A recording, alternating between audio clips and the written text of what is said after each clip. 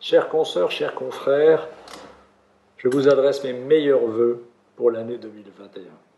Puisse cette année vous apporter à vous, à ceux qui vous sont chers, du bonheur, de la réussite et de la santé. Je me réjouis de tourner la page de 2020 à vos côtés. Elle fut rude pour beaucoup d'entre vous, pour beaucoup d'entre nous. Elle a été dure.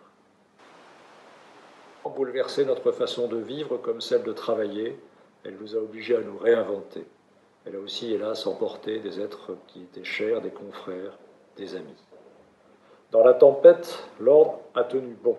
Le barreau a fait front et je veux vous dire ma fierté comme bâtonnier de Paris d'être à la barre, à vos côtés. C'est dans cet état d'esprit, à la fois combatif, mais résolument optimiste, que nous devons aborder cette nouvelle année. Ne soyons pas naïfs, la crise est loin d'être finie. Nous aurons encore à affronter du gros temps. Ce virus, ce satané virus, nous apprenons à vivre avec et il ne doit pas nous faire oublier qui nous sommes. C'est pourquoi, cette année, je n'aurai qu'un seul credo, rapprocher encore un peu plus l'ordre du barreau. Comment renforcer notre offre de formation continue? Comment apporter cette crédibilité pour que cette formation soit toujours plus performante, plus moderne? Nous réalisons une refonte de la formation continue avec un service à hauteur de vos ambitions. Nous continuerons également à vous solliciter, comme nous l'avons déjà fait, avec la plateforme Agora. C'est un outil numérique qui nous a permis de mesurer votre volonté de vous impliquer dans le devenir de l'institution.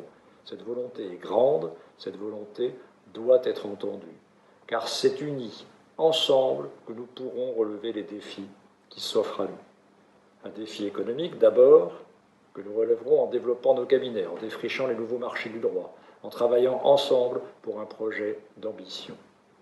Le second volet, c'est le plan numérique, la possibilité de vous offrir, que nous aurons, de vous donner des outils vous permettant de travailler. Et puis, un projet à plus long terme, à la fin de l'année 2021, un grand forum autour de l'idée de Paris, place de droit. Nous continuerons à être particulièrement vigilants face aux tentations arbitraires et sécuritaires. C'est notre troisième défi, celui de la défense, de la défense, de la défense, de la profession. Notre rôle est de porter votre voix, parfois vos indignations, auprès des pouvoirs publics, auprès des institutions. Chers consoeurs, chers confrères, nous sortirons vainqueurs de cet épisode, vainqueurs du combat contre cet ennemi invisible. Nous le devons aux générations futures, qu'elles soient sur les bancs de la fac, à l'EFB, élèves avocats ou collaborateurs dans nos cabinets. Ils pourront et ils doivent pouvoir bénéficier et vivre cette beauté de la profession. Et puis, lorsque nous aurons enfin fait tourner cette page, lorsque dans notre quotidien, nous nous retrouverons sans masque, sans geste barrière, alors, comme l'écrivait Lévinas, nous retrouverons enfin notre pleine dignité dans le visage de l'autre. Je vous remercie.